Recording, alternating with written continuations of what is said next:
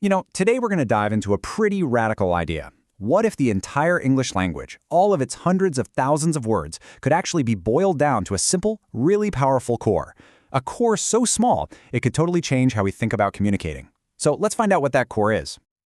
Seriously, just think about it for a second. What's your guess? Tens of thousands? Maybe hundreds of thousands? How many words do you really need to get your point across, to have a real conversation, or to explain a complex idea?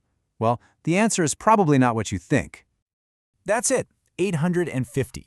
And no, this isn't just some random number pulled out of a hat. It's actually the foundation of a whole system that was created way back in the 1930s by a linguist named Charles K. Ogden. He designed it to be a super simple, logical tool for international communication. And this system is called, you guessed it, Basic English. The whole goal was to create a version of English that was easy to learn, but still powerful enough to express pretty much any idea. It does this with some really clever rules, like using only 18 verbs to do the work of thousands. So how in the world is that even possible? How can 850 words do the job of a vocabulary that's way, way bigger? Well, to wrap our heads around this, we're not going to try and tackle all 850 words at once, no way. Instead, we're just going to focus on one, a single keystone word, that's going to help us unlock the logic of the entire system. And that word is danger. It's a common word, right? We all get it. But by breaking it down, we can see exactly how Basic English uses these simple, concrete concepts to build a vocabulary that's surprisingly rich and functional. All right, so let's perform a little linguistic surgery here. What is danger, really? Basic English starts with the simplest, most direct definitions you can imagine. Okay, first up, danger can be a thing. It's a noun. It's not some vague, abstract feeling, but a concrete something. An object, a situation, even a person that poses a direct threat. It's simple, it's clear, and there's no mistaking it. And this example right here makes that idea crystal clear. He was a danger. In this case, the person isn't just feeling threatened. He is the threat. The danger is the source of the harm. So that's the first layer of meaning. But of course, there's another one. So here's where it gets interesting. Danger shifts from being a thing to being a state or a condition.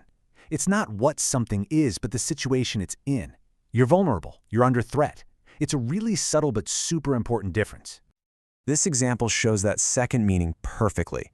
She isn't the danger, the avalanche is. She is in the state of danger. See how that works? With just one core word, Basic English can express both the source of a threat and the experience of being threatened. Pretty efficient. Now, another great way to really understand a word is by looking at what it is and also what it isn't. Checking out its synonyms and antonyms really helps to sharpen its meaning. So on the left side, we see all these related ideas like threat and risk. And on the right, you've got their opposites, safety, security. The point here is that the meaning of danger is basically carved out by this whole conceptual map. It's defined just as much by what it isn't as by what it is. But this is where the real power, the real magic of the system kicks in. These 850 core words, they aren't just static definitions, they're building blocks.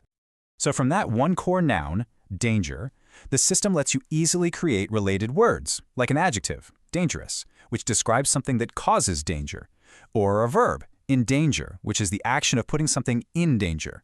We haven't added any complex new words to our list. We're just using simple logical rules to adapt the core ideas we already have.